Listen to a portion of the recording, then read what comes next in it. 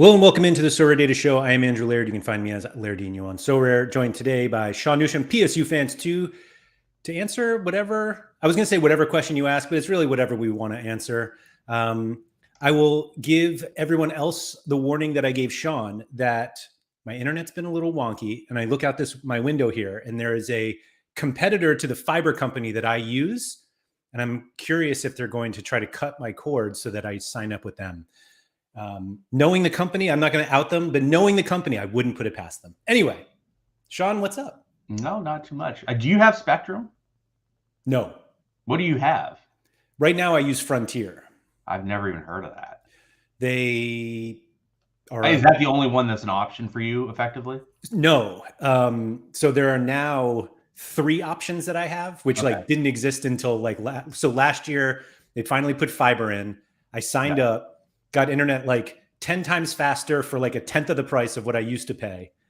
And is Optimum Spectrum now? I think it is, actually. I have no idea. I think it is. So that's one. And then there's another one around here. But there's like competition now, which is great until one of the competitors cuts my line in the middle of the stream.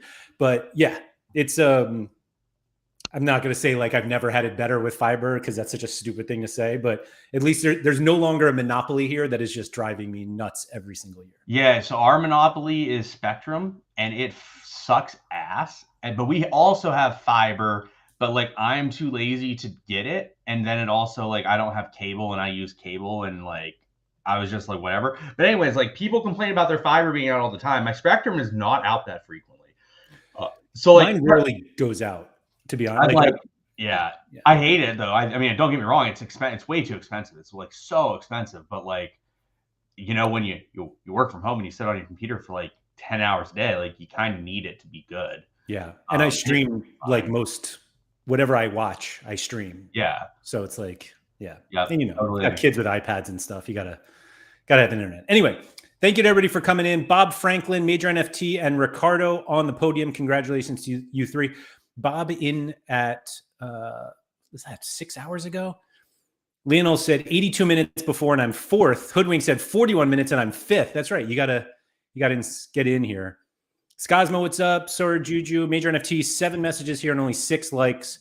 One of you failed the key mission. It's a good point. It's actually a lot of you failed because even the lurkers should be liking the stream. Actually, for Hoodwink, I have an exciting bit of news for Hoodwink. I was able to acquire a Cecina Jersey Mint rare card. Meaning you bought it, or it was part of a trade, which we can talk about because it was someone mentioned it and it is part of the story of the Q&A. Okay, look at you getting into contender. Anyway, Alex Wilson. I didn't want to go through all the questions now, but Sean, is it the right time to buy a Rodri now? I don't know. Let me go check it out. I don't know how much you dumped off. I didn't even look. Maybe Satonio has a couple. I'll tell you. We'll get into that because man, I don't know exactly what his price is. It's probably got to be like 0.1 to 0.15. Probably like once it settles, it is still working its way down. Is what it looks like. I would say absolutely do not buy an in-season one. Yeah, definitely don't buy his. Or at least let me rephrase. Don't pay more for an in-season one. What's funny is so like I mean it's not really funny, but like it's just kind of actually it is a little bit more funny because Nepenthes is like the top person, and it was funny because of him saying I'm not going to buy any new in-season cards. Then Snap buys Rodri, then he Snap kills Rodri, but like.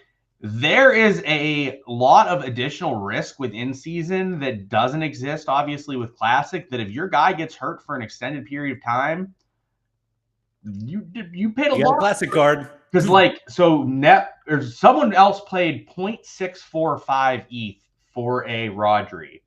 Yeah, it's about just under $1,500. Yeah, and it's probably worth like $300 now because it's in like 1 week. So there's a lot of risk from an in-season perspective with that sort of stuff. Surely. Anyway, let me get through. Stefan, what's up? Looking for food. Jakob, Yippee-ki-yay. Who is the new Rodri? We'll get to that. Bob Flynn, what's up? I'm going to skip it because Skip's saying hello to everybody because there are a bunch of questions here now. Sean was surprised at how few people sent questions on Twitter where we announced the AMA, and Sean, the live chat is packed with them now. It is. It is. Feel Are we better? going to start with Twitter, or are we going to start? We might as well start with Twitter just so we can knock it out. I would like to start. Was there a question in the chat that lead us to this Cecina thing? Because I'm actually quite curious about why you. The Twitter one will lead you to the Cecina thing. Okay. Where is the Twitter one? Well, I mean, you can ask the Twitter. If you go through the 3 Twitter questions, well, I guess there's 5, but if you go through the 5, you will get to this Cecina story. Is it about Finster? No. You just gotta show the tweets, and then we can go down the list. We said AMA, Laird. We're gonna answer everything until. So it's funny to say that like we're gonna answer everything. AMA is just asking. You can ask anything. Nobody said we're answering everything. That's true. That is true, Laird. Yeah. You're not wrong. That's actually very valid. Understood. Anyway, so we've got Rodri. No, I mean, we got to answer them though, Laird. We got to answer them. All right.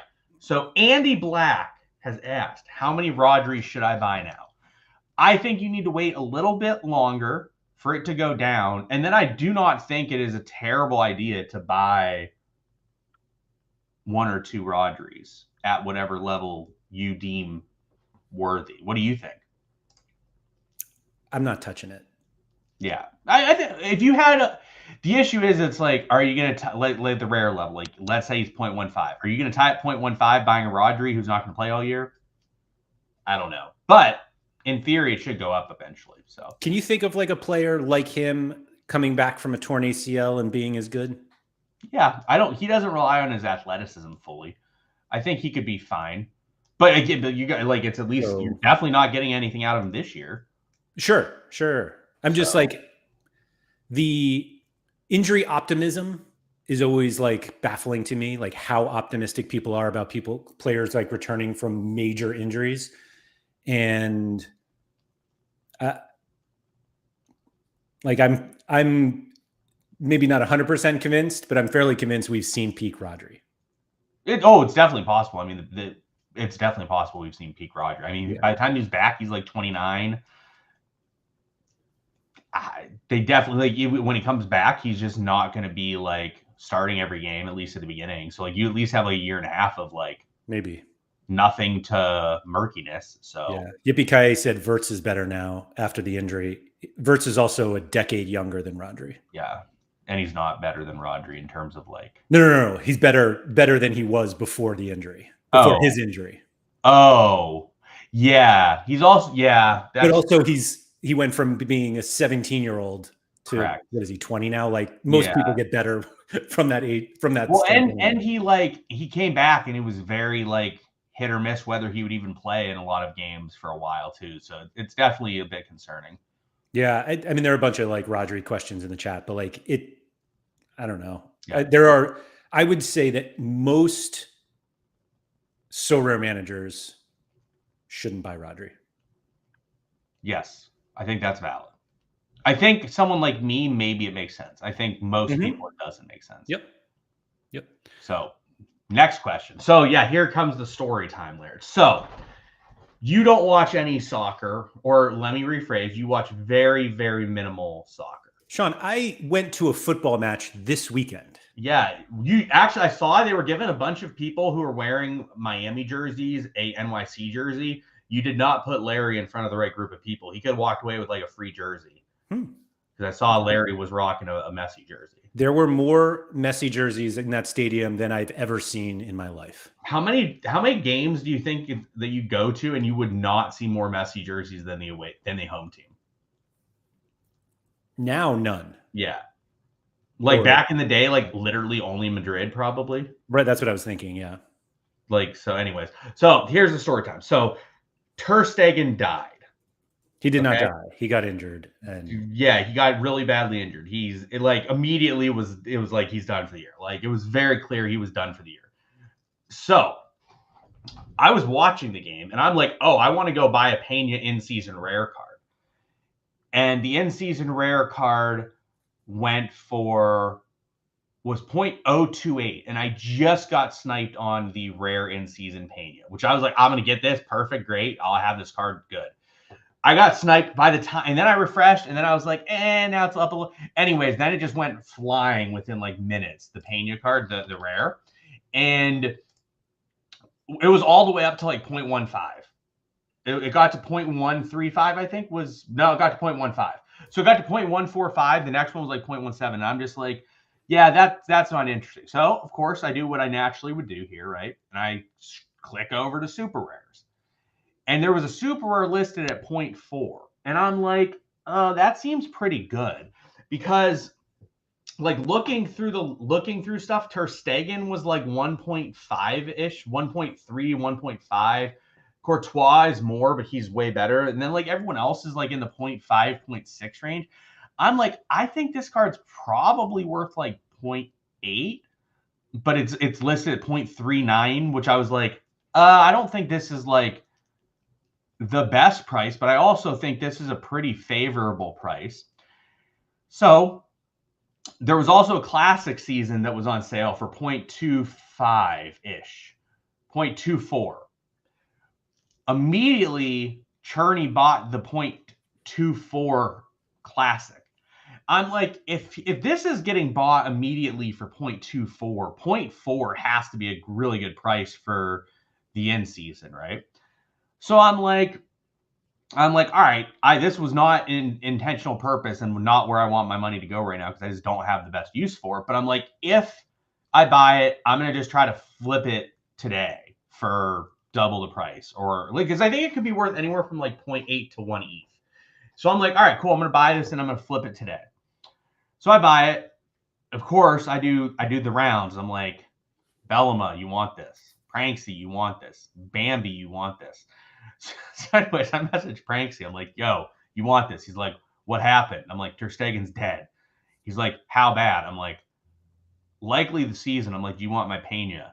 Within like 20 seconds, he's like, all right, I sold my Ter Stegen to Basil. I'm like, what? I'm like, I don't even want. He's like, I got 0.4. I'm like, all right, I guess that's. So anyways, so I just think he like just sold his Ter Stegen in season to Basil. I didn't even think about that he had it in a lineup. He comes back, so he's like, I have some interest in Pena, but like not like tons. Anyways, then he comes back like 30 minutes later, and he's just like, damn it! He's like, I cost myself winning the division. I saw that, yeah. With this, and I'm like, why did you cancel the lineup before the game was over? So yeah, he would have won because he got goal. So I think he cost himself like an ETH to dump the card. No, I think, isn't this where he was going to finish? No, because afterwards there was Rafinha scored again or something. I think he got up to first.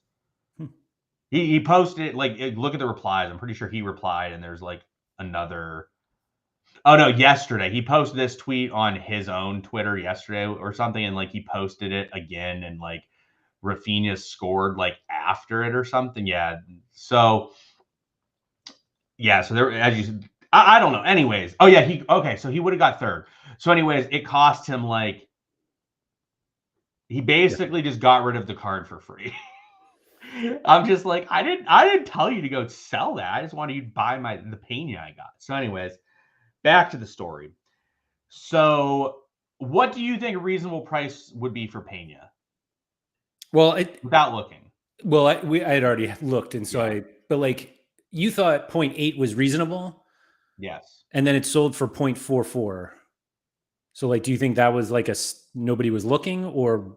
Yeah. So for those that are unaware, they put up the Pena super rare and Pena unique on auction like 2 hours after the injury. And I was just like, so I talked to Bellama. He was like, I have a little interest, but not much. I talked to Bambi. Bambi was like, yeah, no, I'm good. I talked to Pranksy. He's like, I have some interest, but like, I don't know. So I'm just like, all right, well, maybe this is just gonna not go where I thought this was gonna go. I thought it would be an easy flip, but it wasn't. And I was like, oh, this does not look like an easy flip to me anymore. So I messaged Brees, and I'm like, hey, because he's got like a stack. It makes sense for him. This card makes quite a bit of sense. And I know he's been looking for like a better goalie in La Liga. So I'm like, hey, do you have interest in this? He's like, yeah, actually I do. I'm like, all right, he had a Stiller. I really want a Stiller card. I'm like, give me what I paid plus Stiller. He's yours. Have fun. And he's like, I don't really want to give you Stiller. He's like, and if you go to Brees, like Brees is just purely getting rid of rares. Yeah. And I had looked at the rares before, and I was like, because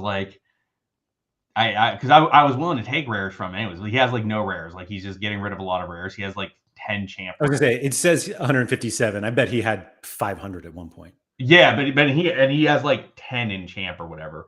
So, anyways, I'm like, all right, you have Stiller and this other guy on Stuttgart that helped me like complete my stack there from like a mid perspective. I'm like, that would be helpful. He's like, I can't get rid of Stiller. And so he's like, let me take a look. He comes back. He's like, all right, I'll give you the 0.4 you spent plus all these piles of shit. And I'm just like, I'm sitting there looking, the piles of shit, like they're not all that bad, but like it was basically like, he's like, I'll give you the 1 of 100 Stecklenburg. I'm like, great. What a card. I'm like, awesome. Then he's like, I have the Jersey Mint Cecina, and I'll give you all the other shit bags on his team. I'm like, awesome. So great. Then he's like, I'll give you Odysseus. I'm like, a backup goalie. Sweet. Then he's like, I'll give you Karazor. Karazor is the guy that's on Stuttgart. And then he's like, and I'll give you a Prestiani rare rookie card. And I'm just like, oh, these guys kind of suck ass. And everyone's just kind of terrible. But Brees has done me some favors in the past. So I'm like, you know what? I'm okay just taking some shit and looking at this like, okay, I literally got my money back and then got some free trash. And free trash is better than no trash. So, which includes this Cecina Jersey Mint, and it looks like the other ones, it's a number of other Jersey Mints. So you have 3% already on this. Sure. On these cards. Sure. That's just not, I just don't care that much. But hey, again, better than nothing, right? Better than nothing. And I was like, oh man, because I really think this card should be worth more. I think this card should be worth more. But I was also, oh yeah, I got a Malagon as well. Did I? Yeah, I got a Malagon as well, which, I mean, whatever. Like, look, I'm fine getting these cards in. I have no problem getting them. But like, I would have liked like a Stiller super rare or something that was like solid at a super rare level. But I was just like, you know what? This auction has a pretty wide range of outcomes. I think it could go anywhere from like 0.4 to like 0.9. And I'm like, if it goes 0.4, I'm just stuck with this card. So I'm just like, you know what? I was not planning to buy this card. I have other things I would rather spend my funds on at this time. Let me just take the trash and wipe my hands of the situation, because I just don't really have the in-season abilities in La Liga at the moment. So I was just like, this probably just doesn't do me great. So anyways, then Brees wanted to defend the price a little bit and ended up winning a second one. But I do think the price is too cheap. I think it should probably be like, I think there's just a significant amount of consideration that Barca gets somebody else. Yeah, but they can't really get anyone that's going to start because the window's closed. No, the La Liga has a rule where if you have like a long-term injury, you can sign somebody outside of the window. Yeah, but like, so that means you're signing someone that isn't in a club right now. No. You can sign from another club. So I didn't know that. Yeah, it happened to Martin Branthwaite, I remember, a few years ago. I forget who he played for, but they ended up getting relegated without him, and he never played for Barca anyway. Yeah, so that's like a La Liga rule, though. It's not a. I didn't know that. I didn't know you could do that. But like, yeah, like I saw. Yeah, this is the one. Alvaro Valles is the one that I've seen. Yeah, like, the Adon stuff is so funny. There's no way. All right, yeah. So like the rumors I saw were like Valles and Adon and Claudio Bravo, and I'm like, none of these guys are going to come in and start. I just think that's why the price doesn't fly, because I think Barcelona, maybe it doesn't. Maybe the price doesn't fly. And I was just like, you know what? I did not want to have a situation where I got burned by it, because it was kind of like, I think it would have been better if I got the price at like 0.25, 0.3, I think 0.399 maybe. You know how that goes. Like, it's like you either make the decision right away or it's gone, right? Oh, yeah. So I was just like, you know what? I think this is a pretty good opportunity to flip pretty quickly. And if not, it's a viable card. And then I was just like, as the day went, I was like, I don't really want to deal with this auction going for 0.4 and me having paid 0.4 and it just being like, eh. So I was just like, talk to Brees. I was just like, you know what? I'm good. You can have it. I still think it's a good price. I still think 0.4 is a good price. I think it should be, maybe with the other uncertainty, it should be like 0.6-ish. But he's still, in theory, the second best goalie in the league because of the team he's on right now. Yeah, super rare flipping is tough, man. It is, which I do know.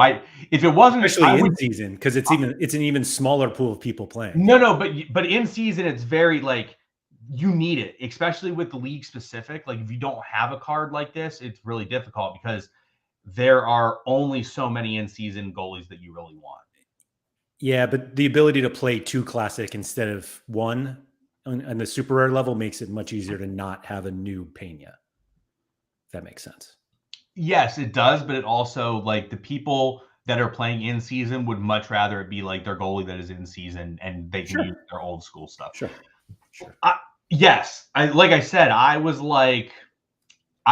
I thought about it, I was just like, I don't want to be in this situation that I put myself in. And I was like, I'm just going to take the trash to get out of it. And I did. And like, I literally don't want any of the cards Brees gave me. But I was like, you know what? I'm getting like 0.2 ETH worth of trash for free today. That's good enough for me. How many Cecina rares do you have now? Now I have 2. Oh, yeah, that's fine. Which whatever. Like, look, the thing is like I told Brees and I were talking because we were talking about the auction, like whether it was going to go higher or not, and I'm just like, it could go higher, it could just be 0.4, 0.5, but I'm like, you're literally just giving me a bunch of junk you don't want. It can't be that bad anyways, because it was already at like 0.35 when we did the deal. I was like, even if it goes for 0.4, so what? You paid 0.4 plus a bunch of shit you literally don't care about at all. Does this trading, sorry to cut off everybody else's questions that they have in, but does this situation make you more or less likely to try to flip super rares like in a similar situation? Every time, for the most part, I think that I have tried to flip super rares, it has not gone well. And here you are doing it again. Yeah. I would not try to flip a classic super rare. I would not try to flip a classic rare.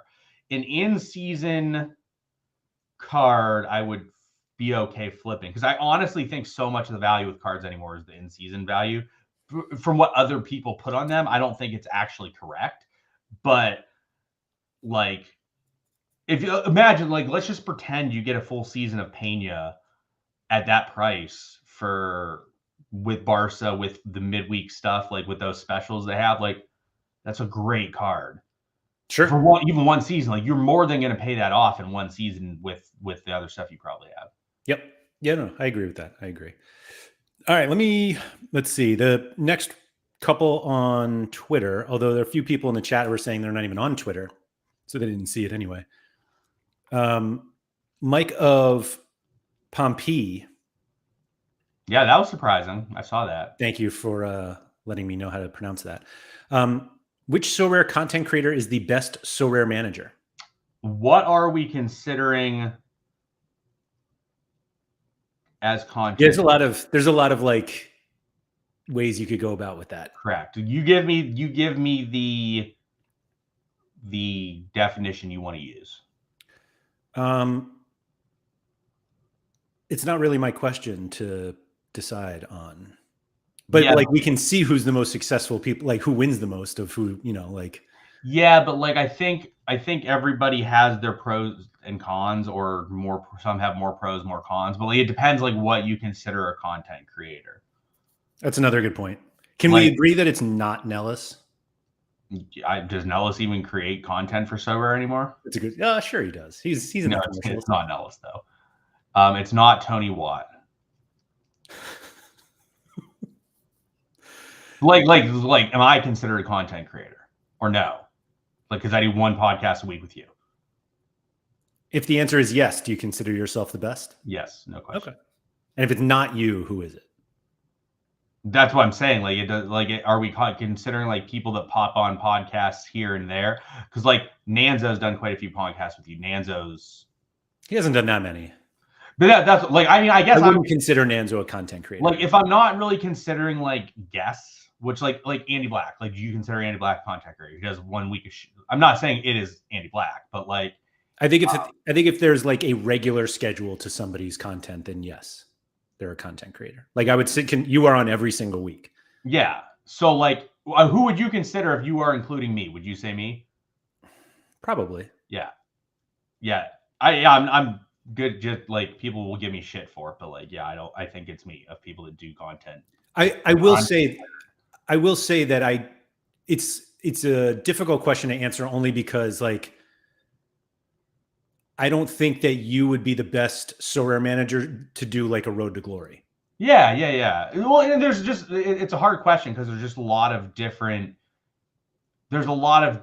factors with stuff. Like, there's a lot of different paths that people have, having different amounts of funding. Right. So it's a very difficult question. I mean, I will say the person that I would probably say, like, hopefully they don't listen to this, but probably would be Keith, of people that I've seen do content that, like, because I actually know like what some of his plans are. He does some dumbass shit, but like, the issue with Keith is he doesn't like buying the best players and but like, he likes coming up with like different strategies that can work, and that's what he gets fun out of. But like, from an actual like perspective of like doing stuff, it's probably him.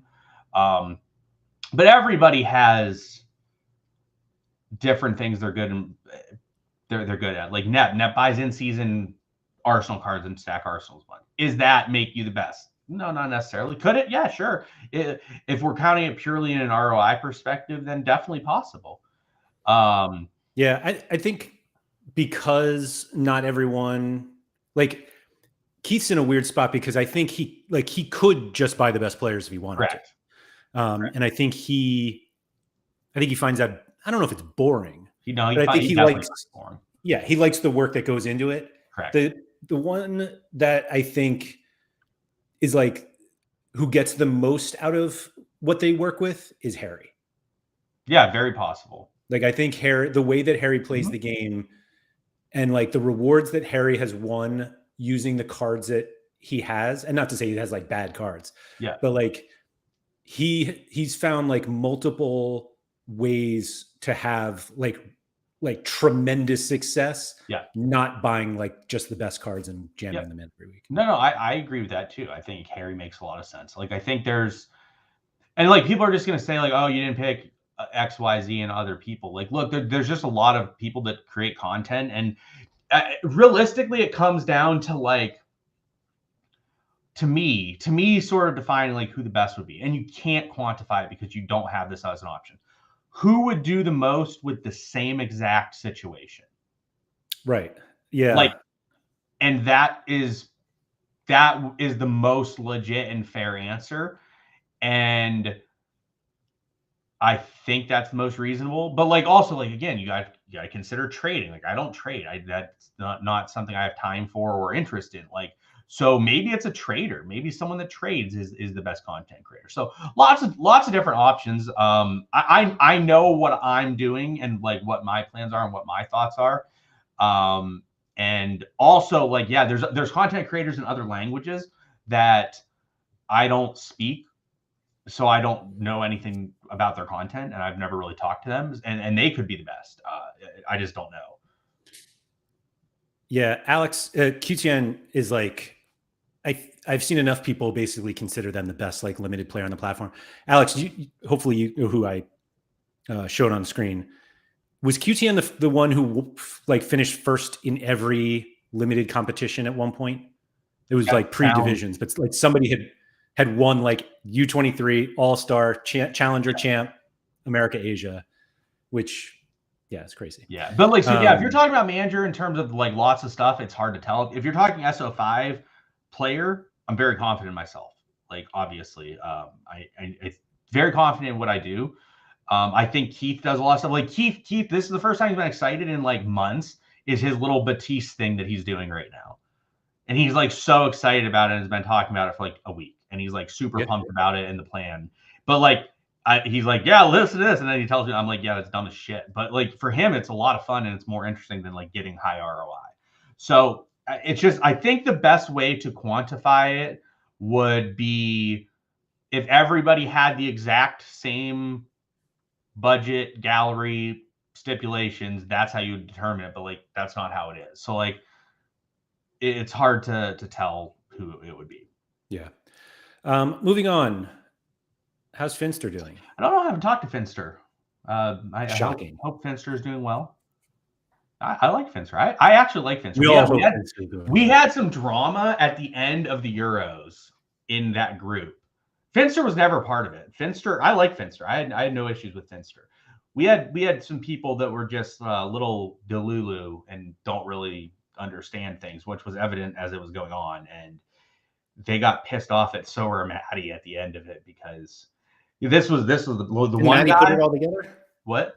Wasn't it Maddie's group? It was, and they got pissed off at Maddie because at the end, like towards the end, let's say like the quarters, it was basically like, hey, everybody needs to do different things than the people at the top.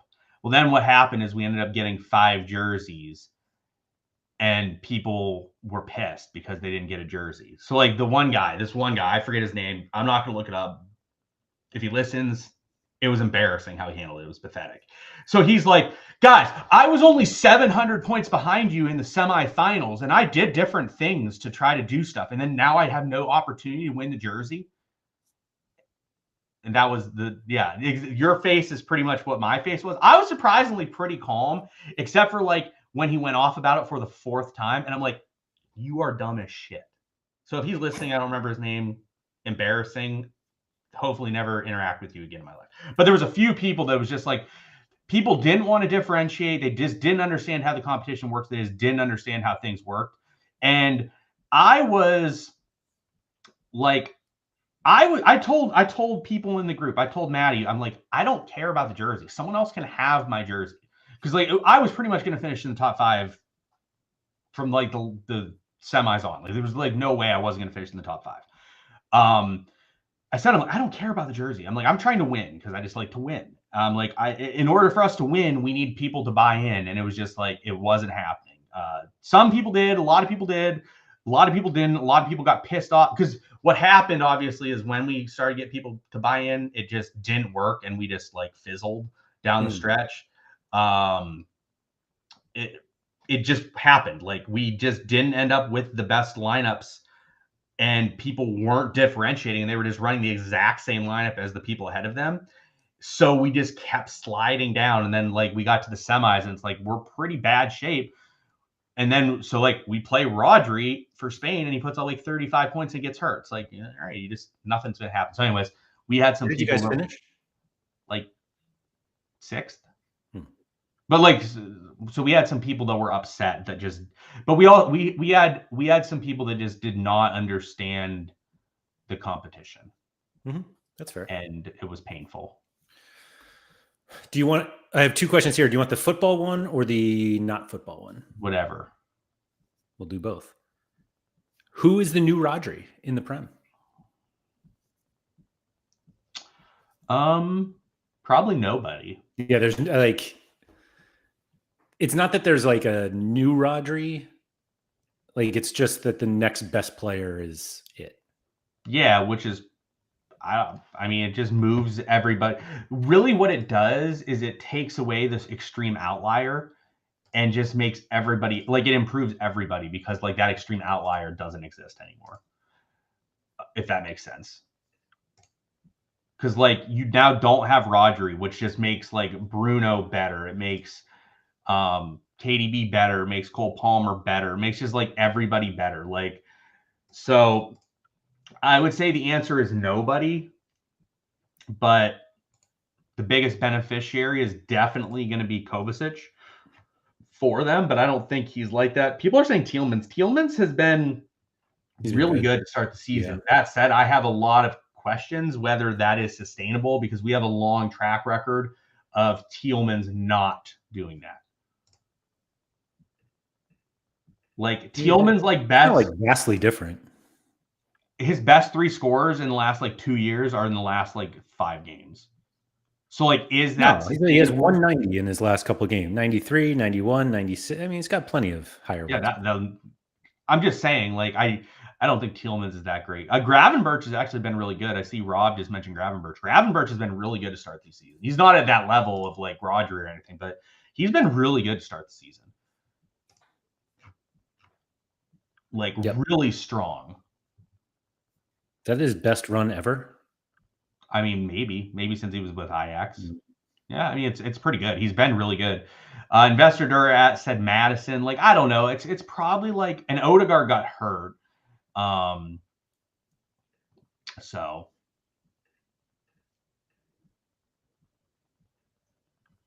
all right, next question. What's your favorite cuisine? So I really like, I'm going to give my favorite foods. I like steak a lot. I like pizza and wings a lot. That's like my go-to. I like cheeseburgers and fries a lot. Those I would say are like my 3 favorite cuisines. I do not like fish. I do not really care for pork. Like, bacon and stuff's fine, but like I don't like pork chops or anything like that. Spaghetti's okay. Like, there's other stuff I like, but like those are like my main 3. What about you, Laird? Like, you don't like pasta that much? No, I like spaghetti, but so like we have a sauce that we really like that's only around here, that I quite enjoyed. Major FT said short answer American cuisine. Yeah, probably American cuisine for me. That is the answer that you gave, pretty much. Yeah, I'm a picky eater also, so like I just don't eat tons and tons of different stuff. Like Laird, I can tell you his breakfast. Laird's breakfast is eggs with spinach. I think ham, maybe no ham, just spinach, right? And cheese, yeah, just spinach. No, and Laird eats it every day. Most days. It's also egg whites. Egg whites, yep. Yep. Spinach and cheese, egg white omelet, 2 pieces of toast. Every day. Pretty much every day. Yep.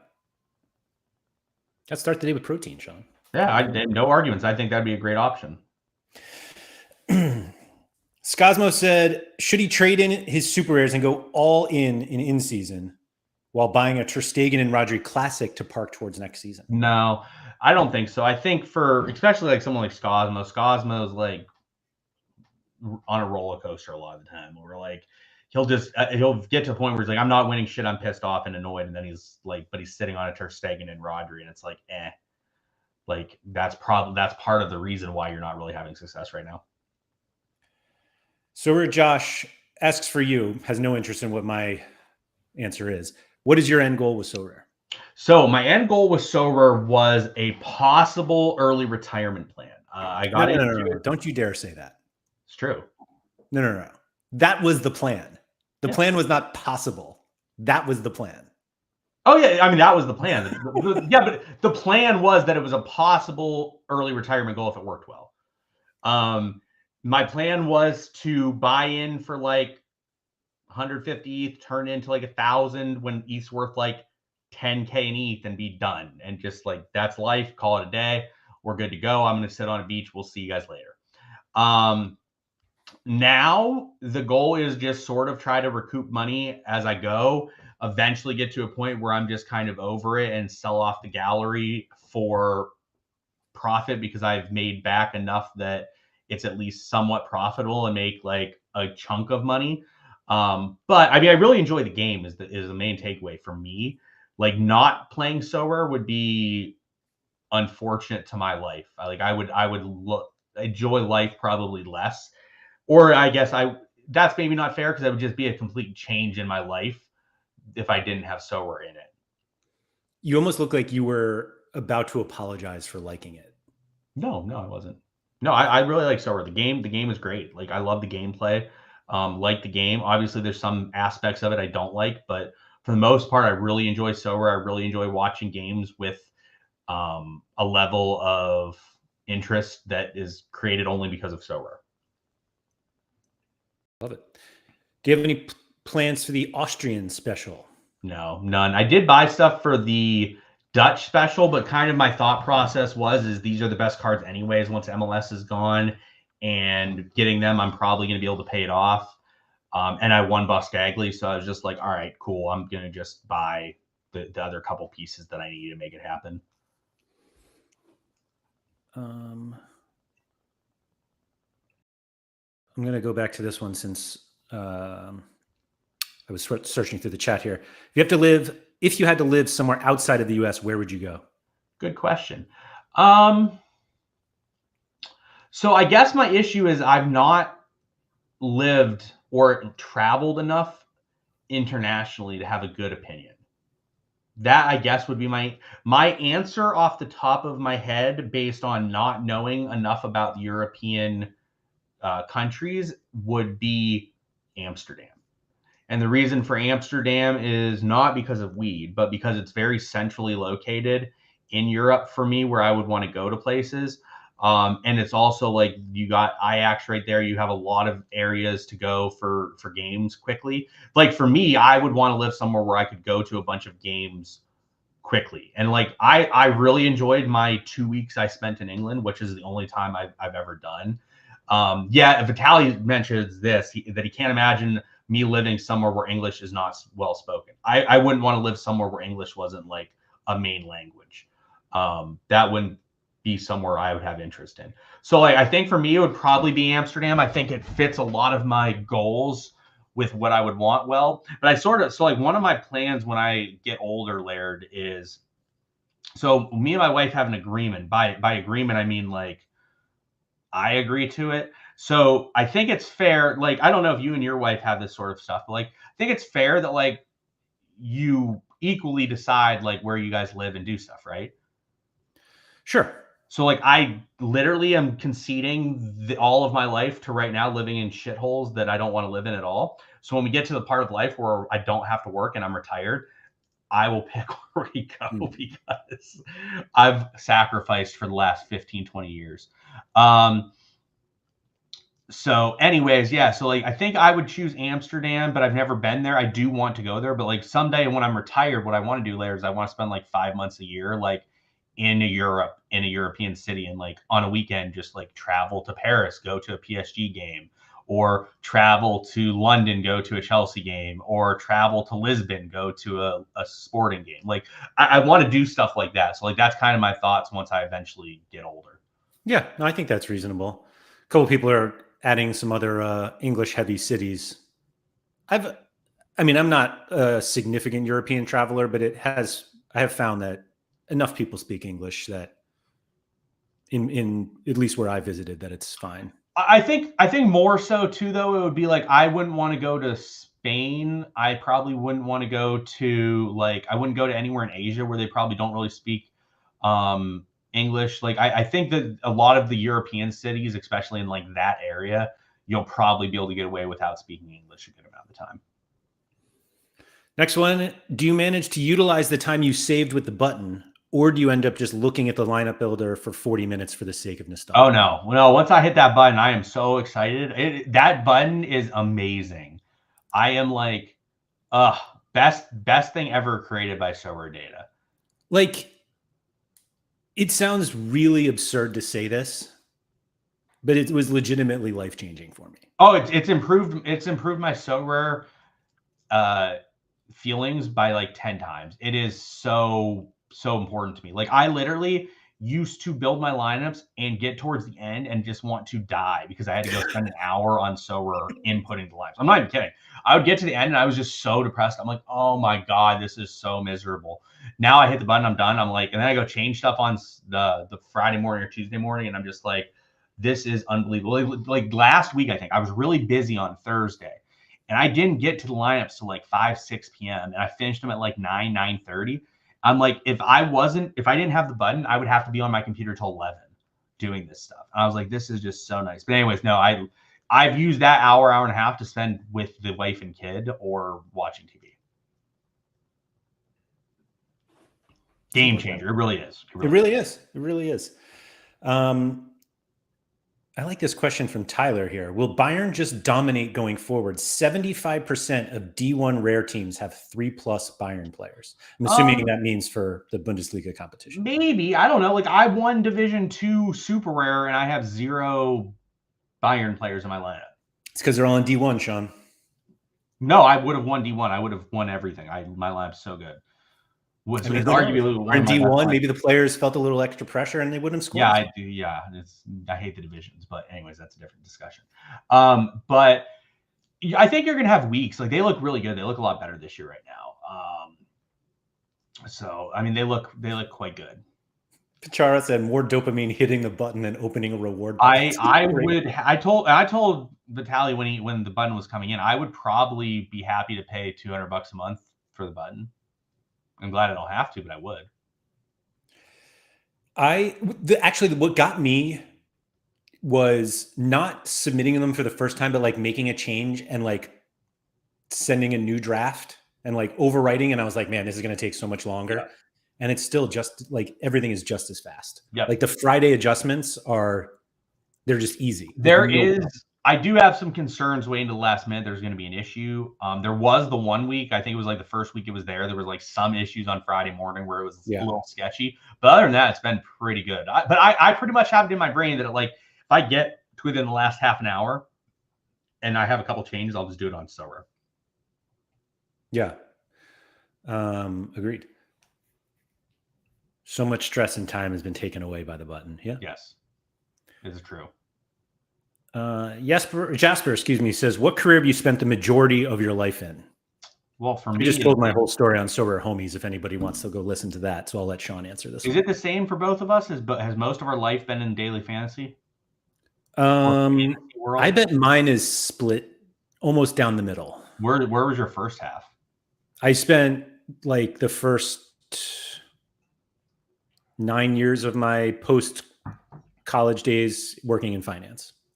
Yeah. So I worked in sports for a hockey team for 2.5 years. Got paid like below minimum wage. Awful, horrendous times. Had some good times, but overall horrendous. The situation was terrible. Then I started playing daily fantasy. I worked for like an insurance company for like a year or like a half a year. But when I was doing that, I was playing daily fantasy, and it got to the point where I was me going to work was costing me more money on average than not going to work. And I didn't like going to work. So like that was a pretty easy solution and decision point. And then I was in daily fantasy for like, I don't know, at least the last 12 years now, 12 years I've been in daily fantasy, and I'm still in it. Was poker enough to pay your bills, or would I remember poker being the pre-DFS? I played poker when I was young in college and stuff, and before college. And my plan was I wanted to play poker professionally when I was, I just wanted to play professionally. I wanted to drop out of college and play professionally. My parents were not interested in that. So I ended up my last semester in college, you had to do an internship. So I did an internship for that hockey team. And right at the end of the internship, my plan was, all right, I'm going to go back to playing poker full time and actually give it a go. And like 3 weeks before my internship was over, Black Friday hit, which if those of you did not play online poker, what happened is online poker got banned pretty much universally because of the sites having issues and just in general poker being banned. So I literally didn't even sites having issues is like the yeah, I mean, it's if you're interested in Black Friday, you can do research on it. If you didn't play poker, if you did play poker, you definitely know what it is. U.S. government decided they were all illegal. How about that? Yeah. So I didn't. Yeah, you could actually. It was only in the States. I could have went international. I knew people who went to Mexico. That was your opportunity to go to Amsterdam. I could have went to Mexico. I could have went abroad, but at that time I didn't have the funds to do that. So like it wasn't really an option for me to like go there. Like the people that moved were people that were already very successful. Like I was successful playing poker, but it was more so like in college, like my senior year, I made like 25 grand. My junior year, I made like 10. My sophomore year, I made like 5. So like I was successful and what I think was good at playing poker. Looking back now, I was terrible. I was better than most, but I was terrible. Now I'm better than I was back then. I'm still terrible, but at the time, like I didn't have enough success to actually do that while going and living internationally. Like I could have done it if I was able to like stay at my parents' house and try it and go for it there, but I didn't have the funds to like go elsewhere and do it. So yeah, once that happened, I just stayed at the sports team that I was working for because they offered me a full-time position. There was a time where I felt like I was the only person who played DFS that didn't play poker. A lot of people in DFS play poker. Yeah, I know. It felt like everybody. A lot of overlap. Mm-hmm. A lot of very successful poker players played DFS. Yeah. Do you find that the overlap between DFS poker players and Sorare still exists? There's still an overlap. Like I know there's definitely poker players I know for sure that still play. Like one of the biggest online poker players in the world plays. I'm pretty sure I don't think it's as widely known. So I won't and the only reason I found it out is because he DM'd me one time and I'm like, this name looks really familiar. And like I looked a little bit more into it. He's definitely tweeted about Sorare more so like 3 years ago during the boom, but he still plays. And I know he's one of the biggest crushers out there in online poker. What's his name is pretty open about it. Max is a long time like regular in Vegas, has numerous World Series of Poker bracelets. Yeah. So yeah, there's quite a few people that have played poker. Sebastian mentioned it. If you're in chat, you can read it. So like just random. Like I just happened to like realize it like a year after he messaged me that like I go through kicks with poker where like I get back into it for a bit and then I play pretty heavily for a little bit and then I go back out of it. But I started watching a lot more poker content again, like in the last like 6 to 8 months. And I just started seeing him in like all of these tournaments. And I'm like, wait, this guy DM'd me on Discord. And then I checked it and yeah, he did tweet about it. I was like, oh, no shit, it's the same dude. This dude's just really good at poker and really successful. What sports did you do DFS on? So I played everything at some point except for golf. I hate golf. Everything else I've at least played at some point. The most heavy focus was college football, soccer. Those are the two that had the most focus. But I actually NHL too. I used to play NHL very heavily, but I don't even touch NHL anymore. Was it just because you felt like you had the biggest edge in those sports? College football for sure. College football, the biggest edge. Here, I'll give you this story. So I won the big tournament in college football early this season. That was a pretty good influx. It was $50K. Before that, I had 4 $50K scores. What do you think they're in? 2 of them are in one sport. 1 of them is in another, and 1 of them is in another. And not all of them might be sports, Laird. League of Legends. Yes. One of my biggest wins was League of Legends. NFL. Be more specific.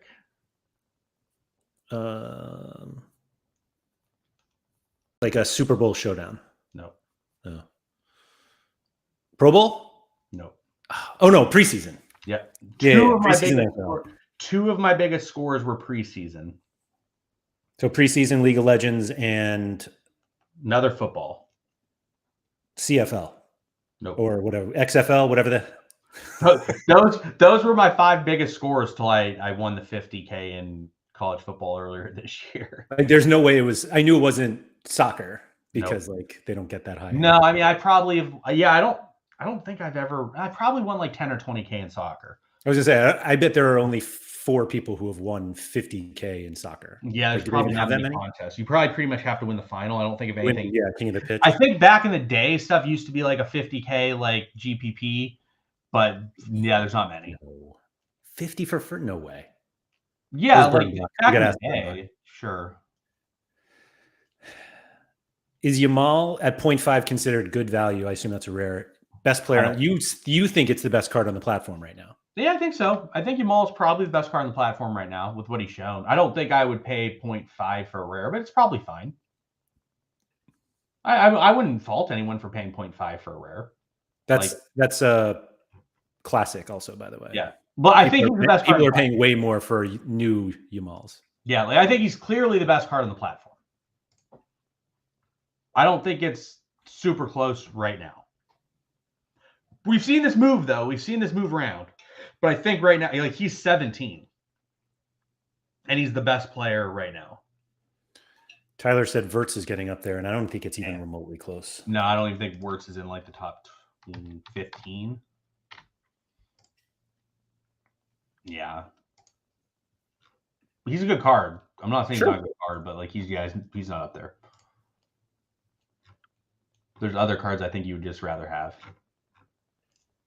Good card though. Not hating on Wirtz. Not trying to hit on Wirtz. He's probably like a top 15. That Simsier is a similar player. There you go. Laird's pumped. Let's go. What else we have here? Ote. Yeah, I mean, Wirtz is a great card. It's not in the level of like the best.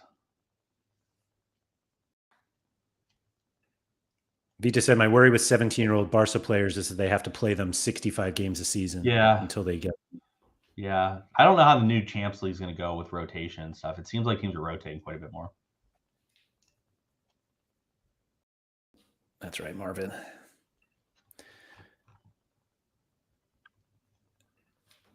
Jono said, if Sorare gave you a day in charge, what 3 changes would you immediately make to the platform? That's a phenomenal question. I'd fix super rare. By doing what? Make super rare more reasonable and attractive competition. I would definitely flatten out the payout structures. I think some of those payout structures that they have and shit is ridiculous. So I'm glad you brought that up before you answered the third thing.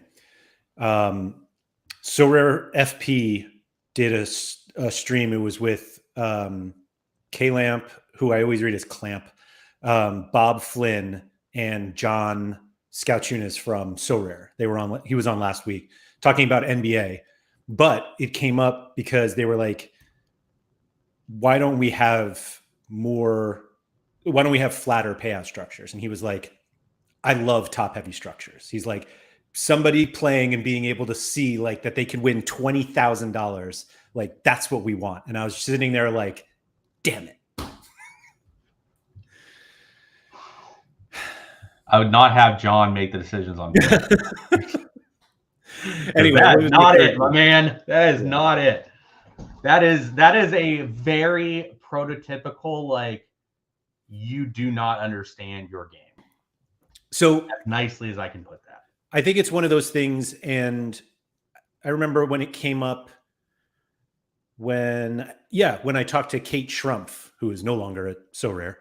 And she was like, we understand that people like the big numbers to like, it grabs attention. And it's like, I don't doubt that at all, that people love to see like 20,000 to first.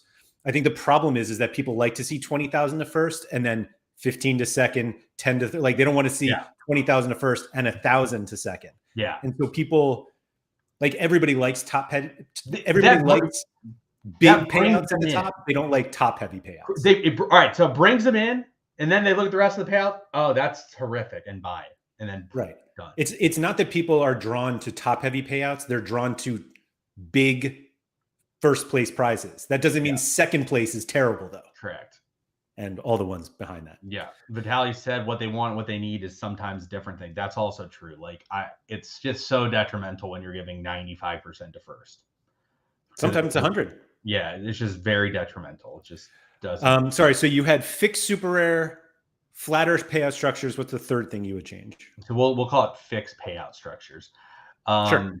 Get rid of the fucking divisions. I fucking hate that shit. So stupid. Do you think that if the goal of divisions was to increase the number of people who are winning rewards, do you think that's being successful? I don't know. I don't. Like, you don't care how many people are winning rewards. You just want to win the best reward if you score the most. People don't value the boxes. Like, you just don't deserve a reward if you put up like 3 points, and you deserve a good reward if you put up more points than everybody else. Like, it just is what it is. Like, you're obviously coming into this as somebody who's winning a Division II contest that would have won Division I if you were in. I might win 2 Division II contests this week that would have won Division I. And so if the solution, like, is the solution to keep divisions and just make whoever scores the highest get the biggest prize, regardless of division? I just don't like the division. It just doesn't make sense to me. Do they not make sense, or you just don't like them? No, I just don't think they make sense. I don't think it works the way they want them to work. So that's the question then. Like, why do you think, like, what do you think they think they're for? They think they're to give people a chance with like lesser galleries, but what it does is it just doesn't give you a chance because you're literally are not in a competition to where that chance matters. So like even if you do pop off, you just win cheeks and just don't win anything of value. Like if you win a tier 3, who cares?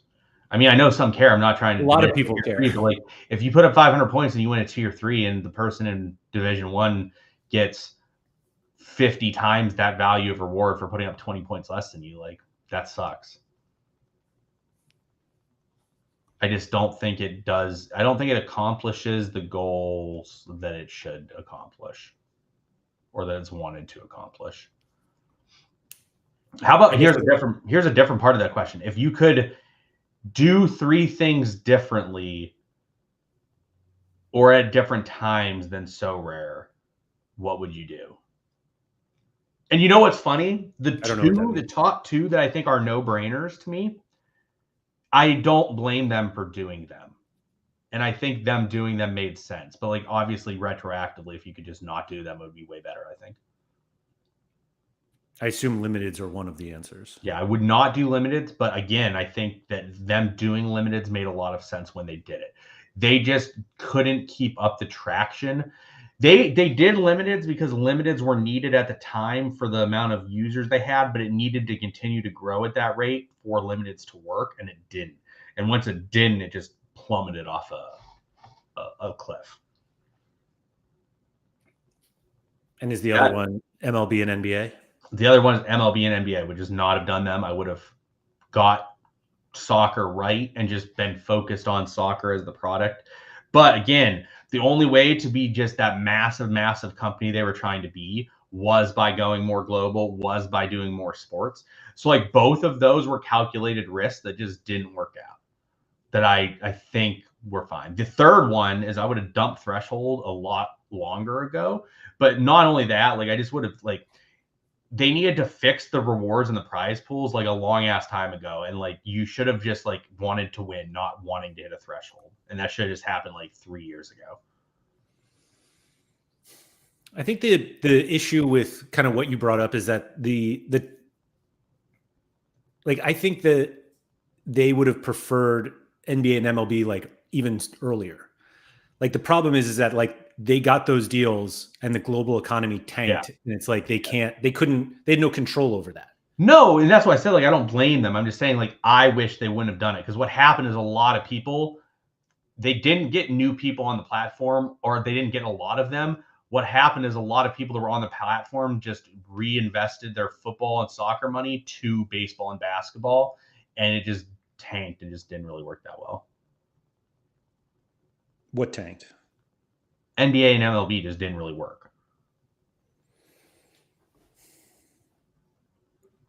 I'm not going to argue that like MLB and NBA have been like wild successes for Sorare. Yeah. But I think like card values for MLB this season have been like significantly more stable than football. I thought MLB and NBA more MLB actually. I think MLB's product is actually pretty good. I think it's the best product they have, to be honest. Yeah, I think. But the issue is like just not many people are interested.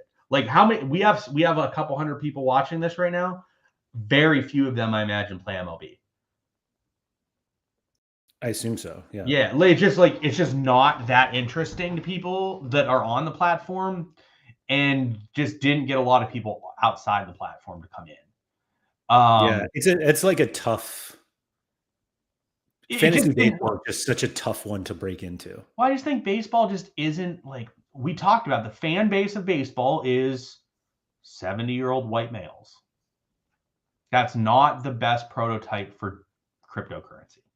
Yeah, no, I agree, but I think that I think it's like more attractive now.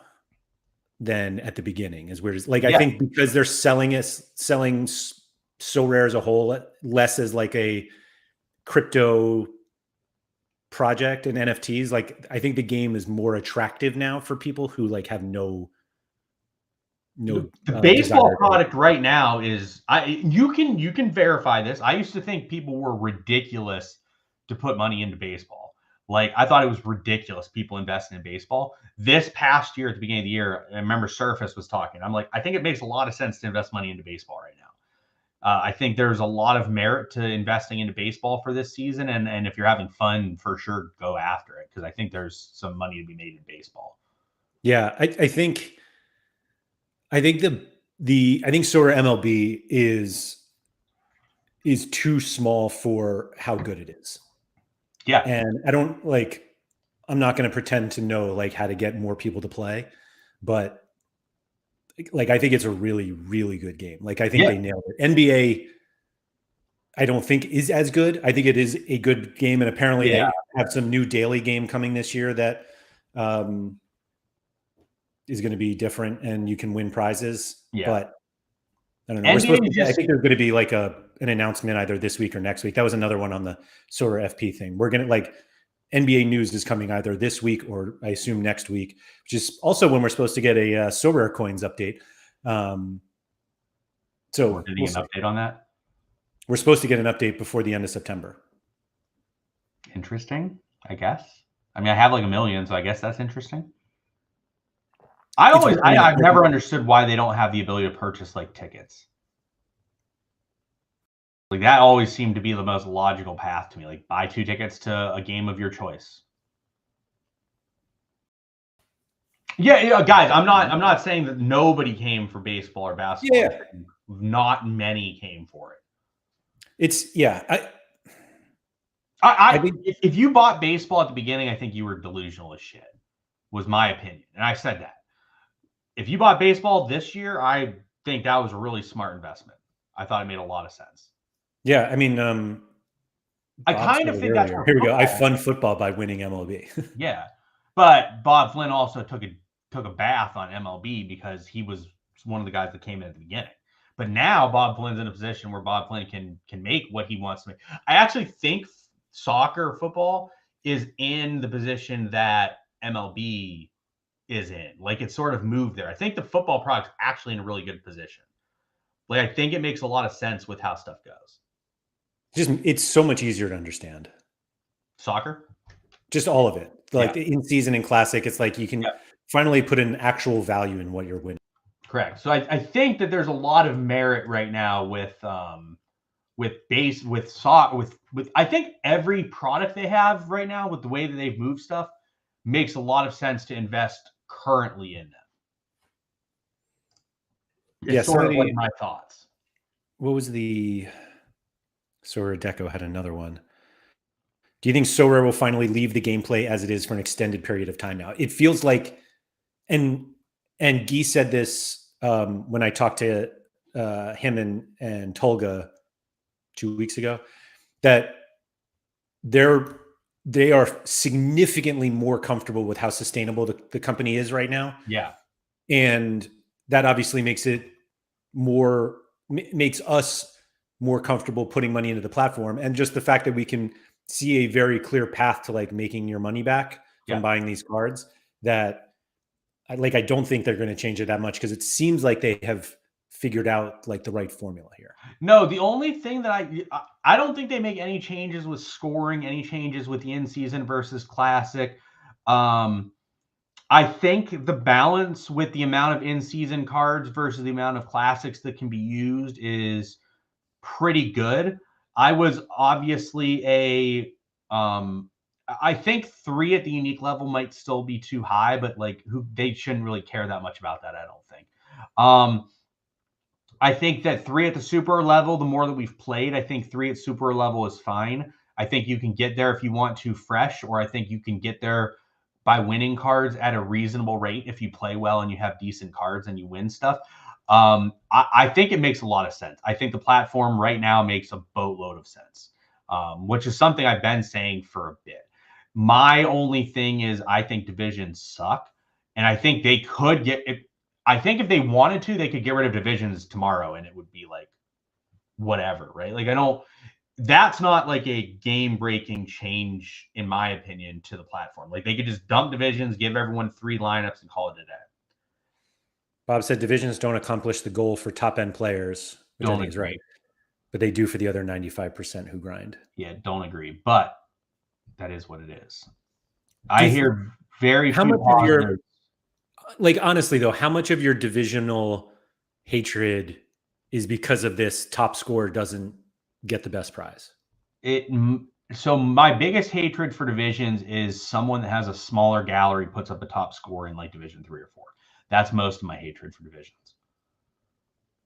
Because they're not getting the benefit of the biggest prize? Yeah, they're just getting something that is completely misvalued for what they could get on that one weekend where they really put stuff together and have a big week. So again, if the top scorer got the top prize, regardless of division, does that solve the problem? Maybe it's like the top 5. Like instead of like divisions, have like the top 5 overall scores get something. So like if you score the best score out of everybody on the platform in Prem in season rare, you get something. Whatever that maybe you give like $2,000 to that person, $1,000 to second, 500 to third, 300. You're saying across everything? Yeah, like you just all of them, they get that plus whatever the reward is for the division. Like All-Star, basically? Like as if we were all in All-Star? Just for that region, though. Not All-Star, that region. So like Premier League in season, the top 5 overall scores in all of the Premier League in season get an amount of money.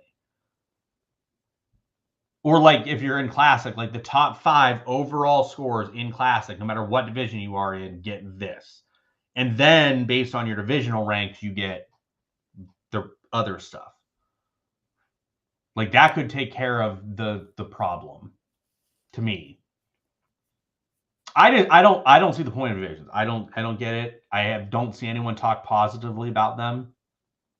I see a lot of people again, the point is so more people win. I don't see people talk positively about divisions. Yeah, so Rob says like a secondary leaderboard. Yes, so like effectively instead of just one leaderboard, you have your Division 2 lineup, and then you also have the overall Premier League leaderboard. So if you put out the absolute best score, you get rewarded for that. And then from there, you get your divisional stuff. Because then it doesn't matter. Then if you're in D4 and you put up the best score possible, you get something for winning, and that's your reward. Whereas like if you're in Division 4, you just like you get like a tier 2, like, and you put up the best score out of everyone. That kind of sucks. Also, another issue I have with this, I don't really know the solution on this one. Promotions and relegations are just like you almost always just get relegated because you just eat a random DNP and then have a bad week, and like one other guy has like a bad score and boom, you're relegated. And then it's like that sucks ass. And it's just like I don't know. I don't really like the relegation system, how it works. That's my other issue with the divisions. Yeah, I think my issue is that every solution I've seen takes too long to get to Division 1. Well, it does. Like coming on right now, if you start like D5, like take you a long ass time to get to D1. Like you end up using almost the entire season to get to D1, and that's assuming that you get promoted every single time. Correct. I don't like divisions. I've yet to have someone. I would like to have someone. Bob Flynn says everyone that finishes in the top 5 goes straight to D1. That's not good either, though, because like they just don't get anything. Maybe they don't like. I don't know.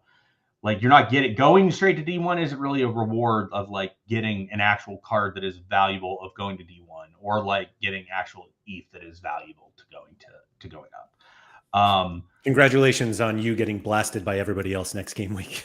Yeah, like I don't know. Like I said, I have yet to hear a positive from someone about divisions. I've only heard about negatives. I believe that's true, that you've done that. Yeah. I mean, I talk to people that are not whales. Like I talk to more non-whales than I talk to whales. The only whale I talk to is Bellama, like on a super consistent basis, and like Bellama's positive about anything. Bob said, I just started U23 and grinding to D1, curious how long it takes. Like, I don't think people would do that. Like, I don't think Bob would try to grind his way to D1 if it took him 5 months to get there, or Yeah. 3 months. Dan said that it's not true that no one likes divisions. It's true that most people that I've heard do not like the divisions, but also you have not provided me a reason why divisions are positive. Deanne says It's Pranksy gets hard. fundamentally because of they want more people to win prizes, and divisions accomplishes that. Yeah. Deanne says Pranksy gets I mean, hard. there's no argument to it. Like, more people, the spread of prizes is greater now. That's what they want. Yeah. They don't want people like you and Surface just hoovering up all of the rewards now. I just hoover up all the rewards just in different divisions. Are you winning more now? D2 I'm pounding D2 this week, apparently. Oh, and then yeah. So yeah, Deanne said Pranksy gets hard on divisions. The guy that literally only has to play in D1 and gets to play against significantly less opponents because he's only in D1 likes divisions. Wow, I'm shocked about that one. Nothing against Pranksy. Like, Pranksy's great. Like, why wouldn't Pranksy love division? He gets to eliminate 90% of his competition every week and just gets to play against himself. Also, he doesn't care about like non-unique and super rare divisions anyways, and unique there is no divisions. We just said, to be fair, the spread of prizes is the result of essence, not really divisions, which I assume is just the fact that 50% in like D4 in-season win boxes. Yeah, you get an essence down there. I'm not sure you're getting much essence in those, but no, you still can get some. I get it every week, Laird, because I'm in D4s too. Pounding people in D4s, D3s, D5s, D1s, D2s, whatever. I'm just all over it because I'm in all these random divisions. Because I just randomly, like, I got a bunch of DMPs this week. I'm sure I'm getting relegated a bunch this week. Well, let's go. Let me go look, see where I'm getting relegated.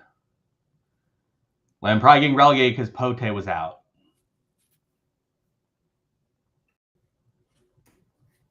You shouldn't have Yeah. played it. So Vitor said this is the one I don't get, and many people have said this.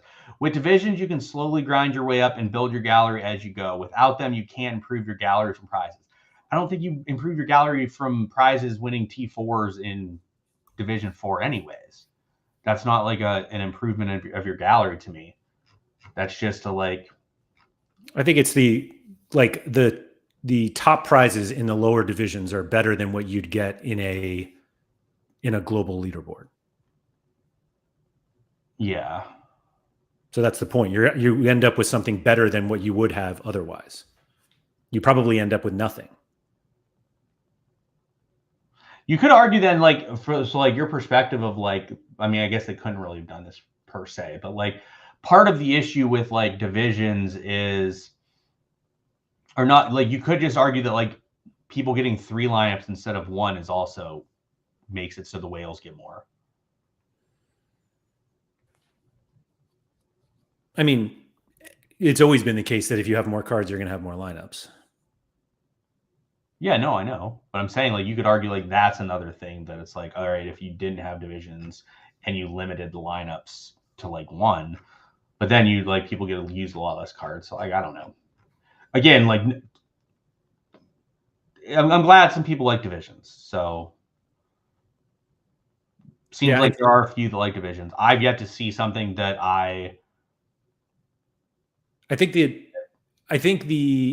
just the response is like, if we didn't do divisions, how do you get more people to win prizes without like drastically increasing the number of prizes you give away? Do you deserve to win prizes with dog shit scores?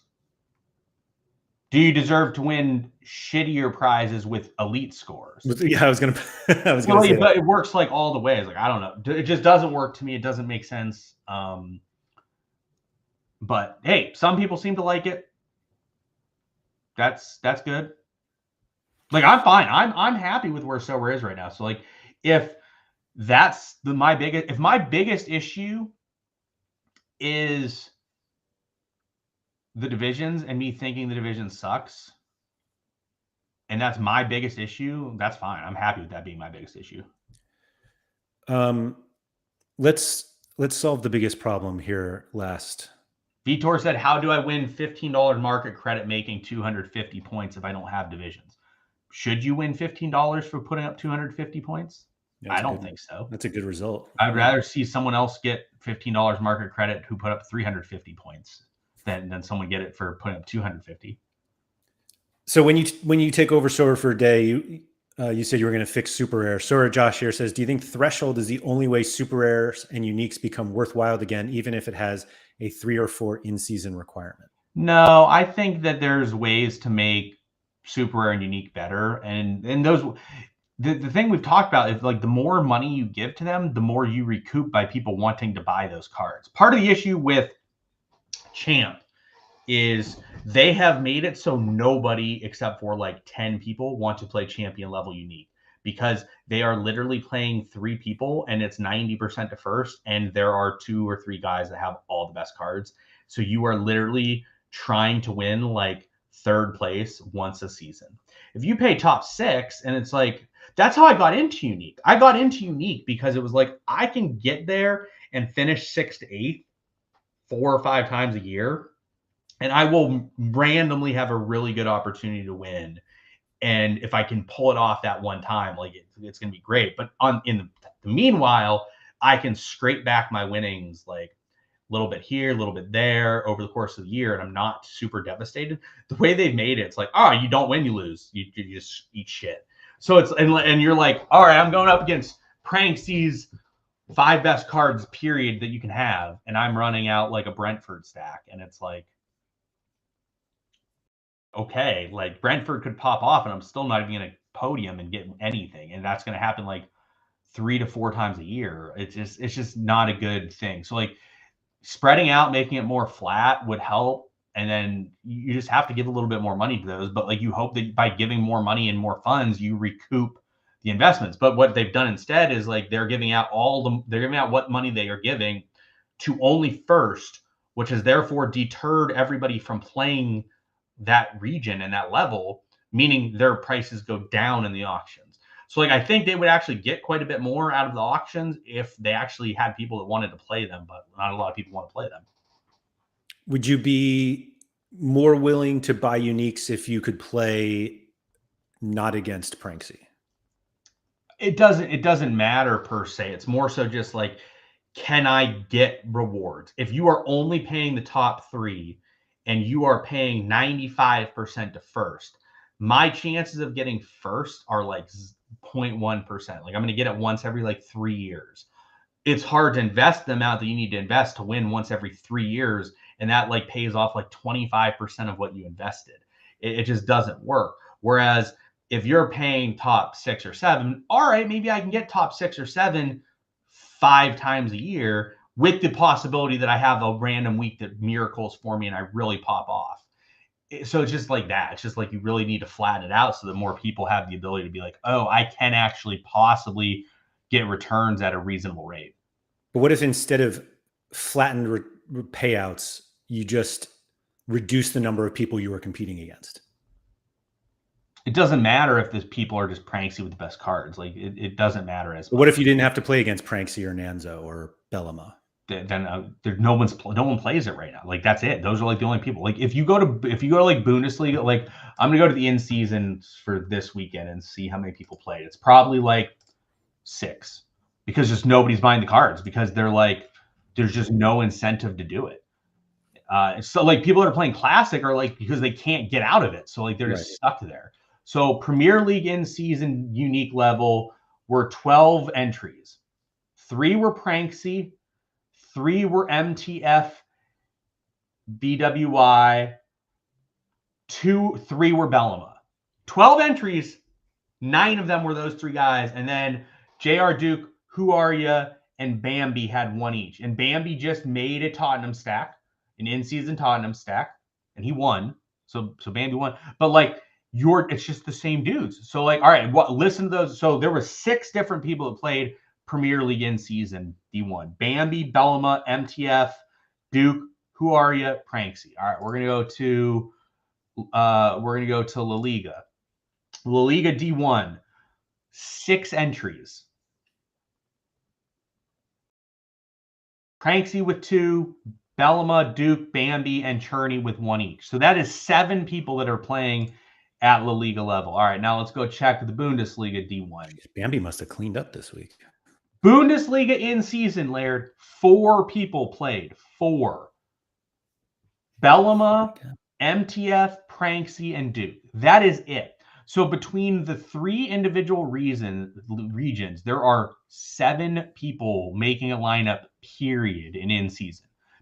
So that means you have 7 people only in auctions. That's it. Because nobody's incentivized to play it because they literally can't compete reasonably against any of these guys. Because like you can't just go in there and buy like a Brentford stack when Pranksy has a Newcastle stack, Arsenal stack, Man City stack, and then Bellama has a Liverpool stack, a Man United stack, and then the best players stack. And then you have Bambi with a Tottenham stack. And you're just like, this just isn't really a super conducive thing. Now, when you go to Champ. Hold on, but how is this not the argument for divisions in the unique level? There is no real reason to have divisions in the unique level because nobody plays it because they can't compete. Would you consider it if there were divisions and you don't have to play against these guys? I don't know because like there's just nobody that plays. So like it's just like I don't know. But again, they don't play because they're already basically priced out. Like you're not going to get better cards than these guys. If you had the opportunity to play lesser uniques against other people who don't have these super cards, would you do it? No, because I just really have no chance to. If the divisions were like work how they work like currently, where it's just like Division 2 gets like trash, like no, probably not. If I know I can't compete at the Division 1 level, it's just like Yeah, it just seems like that's the solution. Like that's a path to paying out for lower scores. Which no. Here's the issue there. Here's the issue that I think you're having. You don't need divisions to pay out more spots right now in these leagues. You can just have it in one and pay out more spots. There doesn't need to be a division. There's literally 4 entries. Just pay top 5, and all of a sudden more people are going to come in because they know they can get 5th frequently because there isn't a 5th. So they know if they get some cheap shitters, they're going to come in and get 5th, and they're going to buy some of the lower level unique cards. And then all of a sudden you're going to have 5 people that try to do that, and then they need to buy better cards to get 5th because there's more competition for 5th instead of just like, oh, nobody gets 5th. Yeah, I think this is actually the perfect example of why divisions are actually needed in unique level, because you're saying pay down to 5th while there are 9 lineups from Pranksy, Bambi, and Bellama. Are you really going to beat those enough to get your money back? To get 5th? Oh, that was in Prem. The other 2 had 6 and 4. Well, you're not going to pay. Would I consider 5 buying spots for 6 entries? If you paid 6, would I consider buying Bundesliga uniques? Yes, because I have the potential to get 5th and 6th frequently. So I would buy some cheaper shitter bags, and then maybe as it got more competitive, I would buy better cards as I improved to try to be able to beat Pranksy on a more frequent basis. It's a great line from Andy. If unique gets divisions, Pranksy gets relegated when he sells Ter Stegen and then blasts your ass next week. Poor Pranksy. He didn't factor that in. Pranksy, if you're listening, you also got relegated. You didn't factor in the relegation. You didn't have to. Oh, wait, that was super rare. You're right. Right. Yeah. But no, just like you don't need divisions at the unique level. You just need to not pay 95% to first, and you need to pay it a little flatter and let other people be like, oh, I can actually get it. That is literally why I know other people started playing uniques at least certain spots. They paid it more flat and more people got rewards. It was like, oh, I can actually achieve that even if I can't beat Pranksy regularly. I can get to 5th. And it just doesn't exist anymore. I think they both achieve the.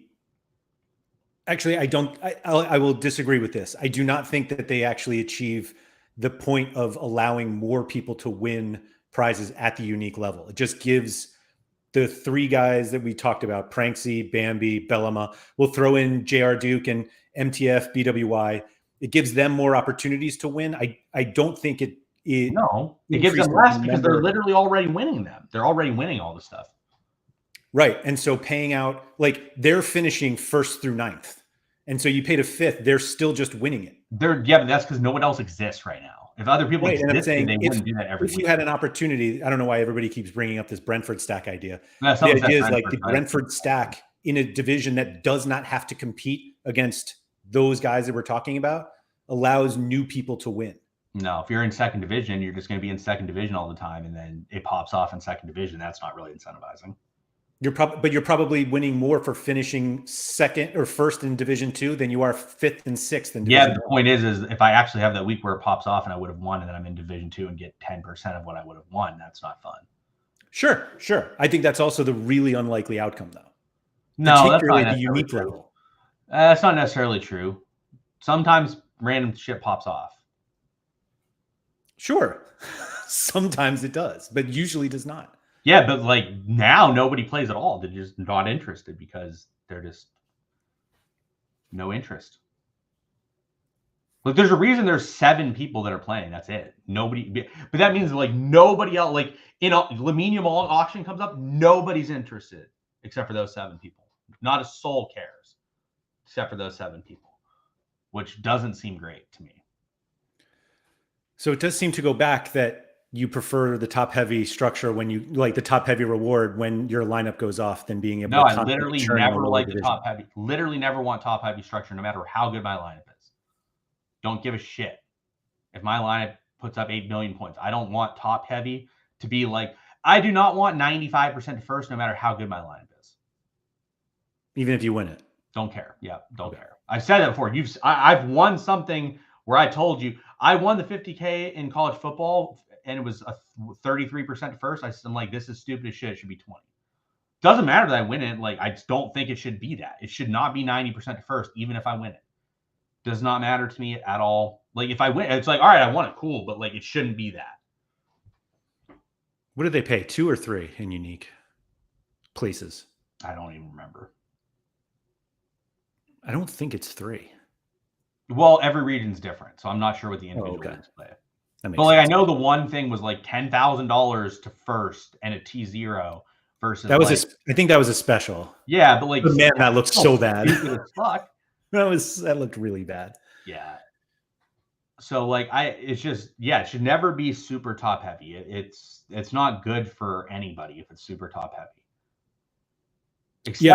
I'll go back to what I said before that I think there's a misunderstanding between a top heavy structure and a big first place prize. There is a difference between a top heavy structure and an absurd pile of poo that is like 90% to first. If it's like 33% to first, that's fine. Like, it's not great. You should flatten it out a bit, but like there's a difference between like 33% to first and 10% to second and 8% to third, comparatively to 95% to first, 3% to third, or 3% to second, and 2% to third. There's a big difference between those. That's what we were talking about. That is really bad. That one is really bad. Mm-hmm. Yeah. I appreciate that if you want to have like that, there's a total prize pool. And if you want to have a big number at the top, then not everybody can win below it. Yeah. But people are not drawn to, I get to win 90% of the prize pool. Correct. It's just, I get to win whatever the big number is. So. Correct. I don't know. I don't know if we have any more questions. I lost the chat here.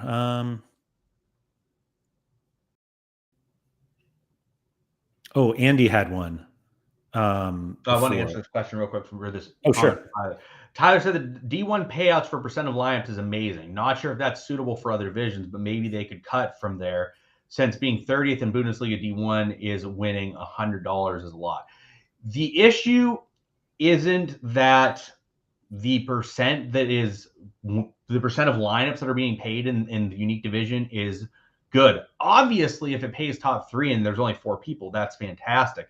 The issue is that there is no market for those cards to sell or buy because nobody's realistically paying it because it's just not worthwhile. So the issue is more so like, I don't think he's talking about unique though. No, I think he wants to peel money out of unique and give it to others. Realistically, that's not the answer. The answer is just flatten out unique. Then you'll have more people play it. Then all of a sudden you have 10 people in unique paying top 3, which is fine, compared to 4 people playing and you pay out top 3. I didn't think any of this had to do with unique. It was just that the fact that enough people win in D1 right now. I'm not sure. I don't know. Maybe I misconstrued it, or maybe I like I'm not sure why we need if it's great. Why do we need to pay out to lower divisions? Like, I think the whole point was that everybody wants Sorare wants everybody striving for D1, and when you get into D1, you want it to pay off. And so if like more people are winning in D1, that's the point. Correct. Yes. Yeah, I'm game with flattening out. Oh yeah. Like I think what's the rare level? Let's see what the rare is right now in like Prem in season.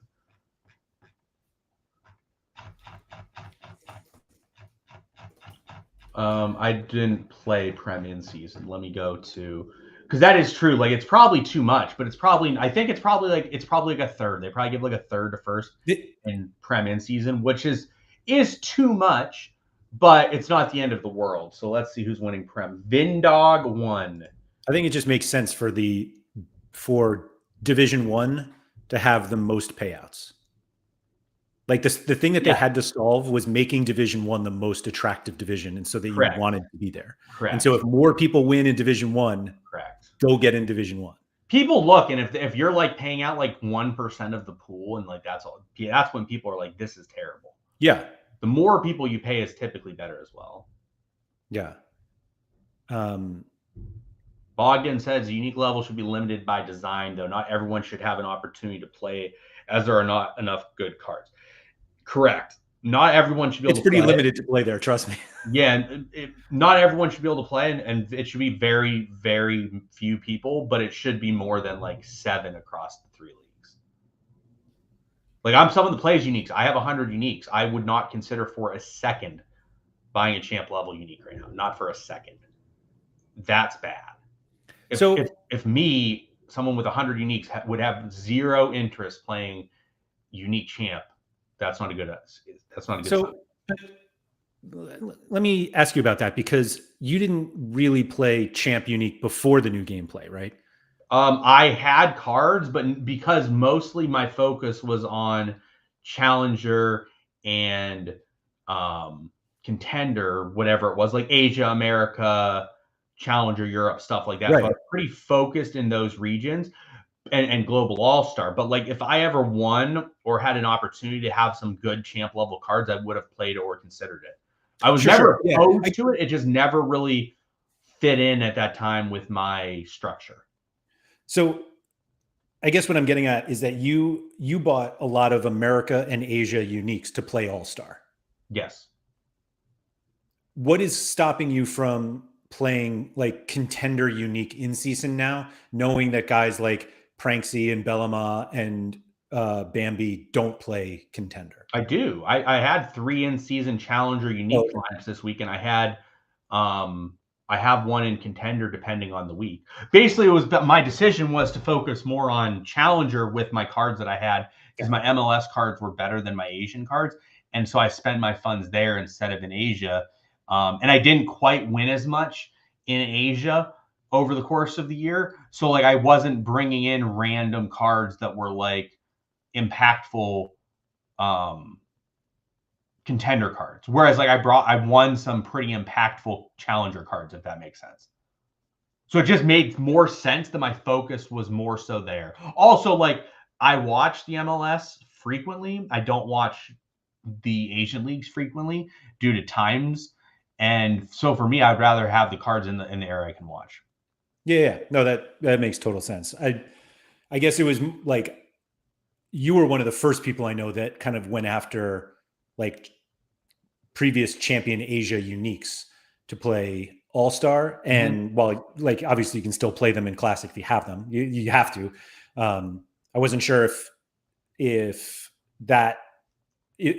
playing contender because those other guys don't at the unique in season level was attractive at all. But obviously that makes sense. How you were saying it. Yeah, it is. I have a limited number of funds that I'm willing to reinvest. Sure. And those funds aren't big enough to focus on all of them at the time. So I focused on the area that I thought I would have more of an impact doing. Totally makes sense. But yeah, I would love to play in-season contender at 3 lineups. I would love it. If I could make it happen, I would. I just don't have the funds right now to make it happen. Makes sense. Makes sense. If anyone has any more questions, I'm willing to take one. That's all. I'll throw this one in just because it's about him. Is Pulisic legit now? Let's go see. Oh wait, I had another one from possibly. I mean, the nice thing with Pulisic is you get really nice international utility too. He's been really good. Sure. So maybe he's been very, very good. Like, I don't think it's a bad card to have at all. The forward, I don't think the mid's great still. Yeah, the forward's a lot better card. So like the forward, maybe. The mid, no. Does he have? What's the split here? Most of his cards were mids. Most of the cards are forwards. Most of the cards are forwards. Yeah, he definitely had mids though. I know he had mids because I was like, the mid's not a good card. Yeah. But yeah, yeah, maybe. I agree. All right, last question from Andy Black. What's your favorite fruit snack? Oh man, I don't know. I like a lot of different fruit snacks. I have a lot of the Welch's ones I would eat. I don't really eat them as frequently anymore, but I used to have like a box of fruit snacks for a snack at all times. Where do you fall on Gushers? I like Gushers. I quite like Gushers. I bought some like in the last year to have just because I saw them and I'm like, I like Gushers and had them. Like I went through like there was like I would just randomly pick up a random snack from my childhood, like once a week at the grocery store. Like I bought like a box of those. I bought like a box of like fruit roll-ups. I bought a box of fruit by the foot. Yeah. So I did that, but I haven't done that recently because they're obviously unhealthy and I try to be healthier. You're not much of a soda drinker, are you? I like cherry Coke. I'll have like a cherry Coke a day or two, one every day or two. But otherwise, I pretty much just drink water. Like water's like 95% of my drinks. Do you like Oreos?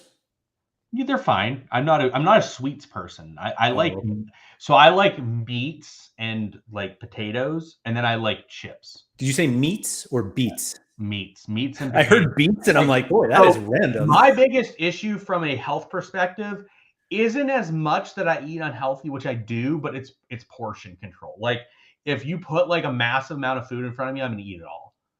And like that's where my issue is like, oh, you have yeah, it's like I can't stand not finishing the food. No, I just like eat food. Like if you put like dinner in front of me, I'm gonna overeat the shit out of it.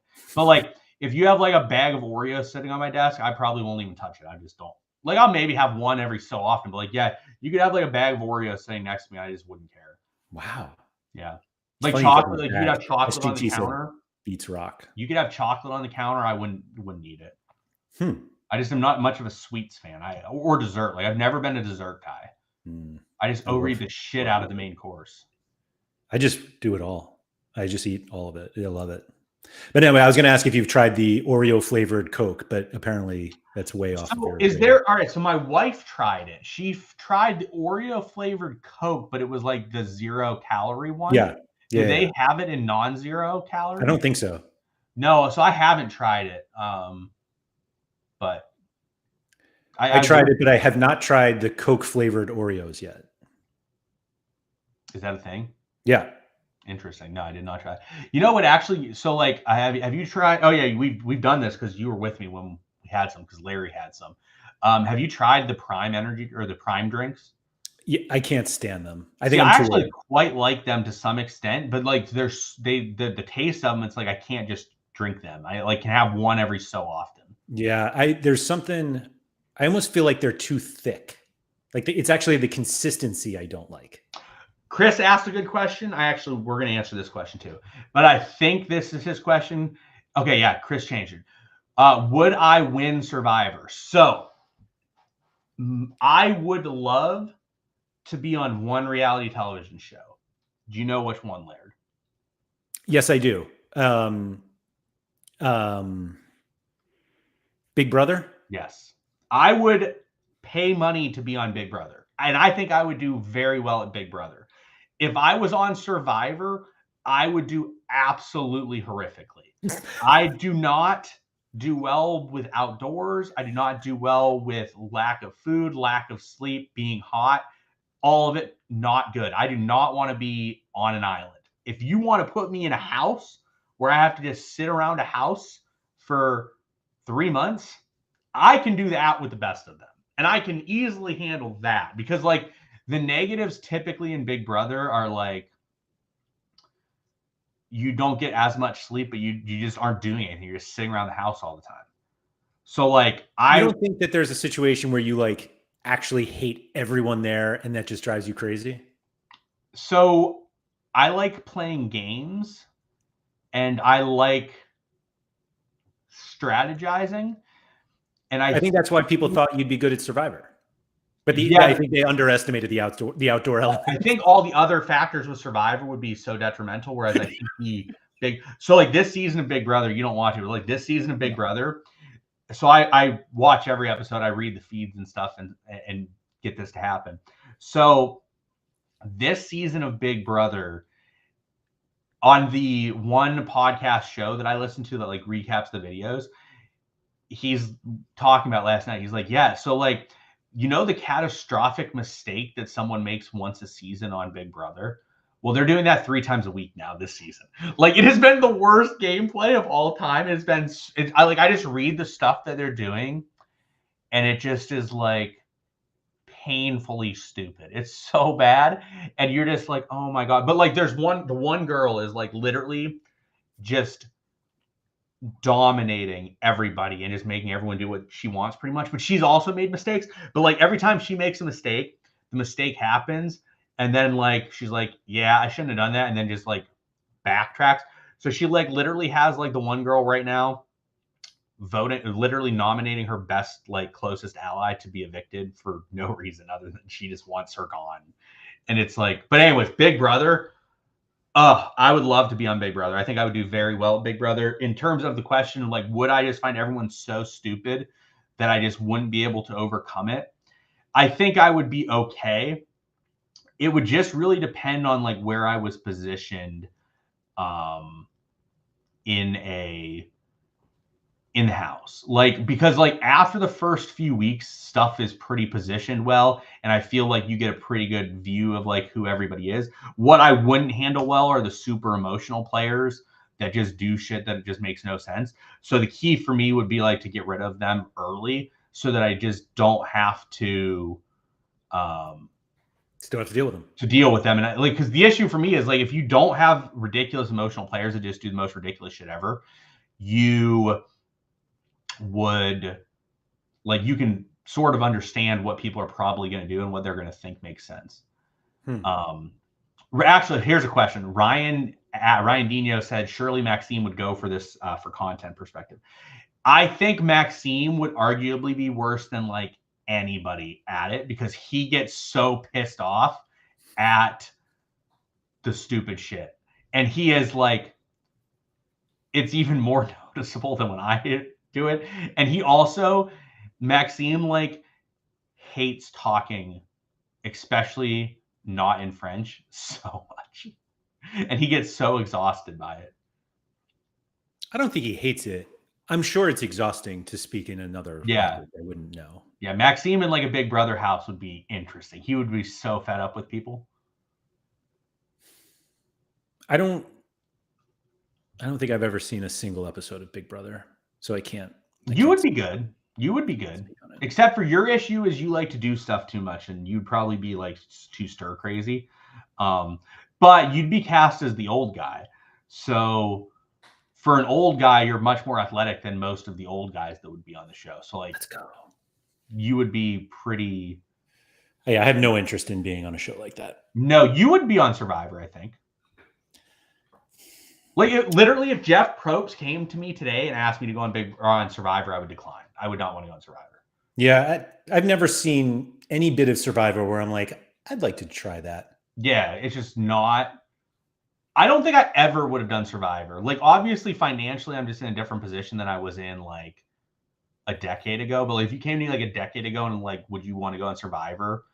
I probably still would have said no, but like I might have been interested. But like Big Brother, like I would go on Big Brother in a second. My wife's like, you would leave me and the baby to go on Big Brother? I'm like, yes, I would go on Big Brother in a second. I'm like, Big Brother for sure. She's like, I wouldn't go without you there. I'm like, I would go. I'm like, you would go on the Desperate Housewives of Orange County or whatever without me. And I'm like, you can go do that. I'm like, I would support you on Desperate Housewives or whatever the show is called. And I will go on Big Brother. And you'll just like literally, this is how Big Brother would be. So last year they had these two older ladies. And the one older lady definitely was like the key centerpiece of the season. All conversations revolved around like her bed because she just sat there all the time. You would just see me on Big Brother, and you would just like every episode, I would just be sitting in the same exact spot, probably the whole season, because I just would find somewhere comfortable and not move from that spot all year. Sergeant Stadenko asked, how about Fear Factor? Yeah, I don't think I'd go on Fear Factor either. But like the issue with Fear Factor was like the stuff was kind of crazy, but also it was like you had to be athletic to complete some of the stuff and like in shape, and that definitely ain't me. And the prize also wasn't that huge that it was like, I think it used to be like 25K or 50K for like Fear Factor. Sorry, I was just checking my phone. Sean, you're not the only person winning a D2 this week. Let's go. What are you winning? Challenger D2 Super Rare. Oh, baby, Laird. Wait, did you get a stat correction? I had two guys play today. Oh, is like Denmark or Norway or whatever Midtjylland region going? Copenhagen's playing, yep. Checks out. I got a 97 from my captain and a 95 from someone else. Look at you go. What do you get? Like a tier 2? Tier 1.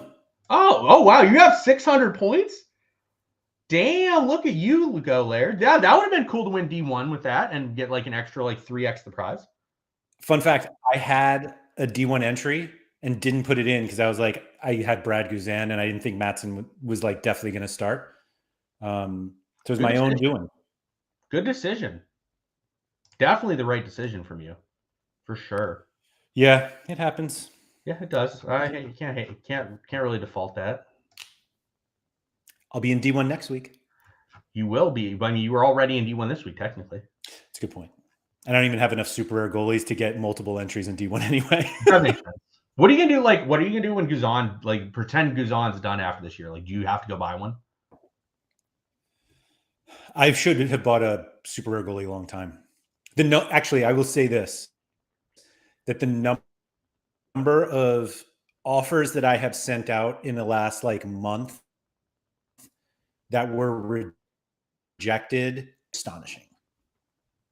People should just take my offers, is what I'm saying. That makes sense. Yeah. Cool. Anyway, thank you to everybody for coming. I'm not going to top finishing first in D2 again. So thank you to everyone for coming. If you could please like, subscribe, all that good stuff. Shout out to Quinny. I'll be back tomorrow with Harry Trades. And I think he's going to win in Division 2 also. Wasn't he in? Oh, no, he was. He didn't end up. Nice didn't quite get there, but he was close. Anyway, thank you everybody for coming. Make sure you get those steps in, and I'll see you tomorrow.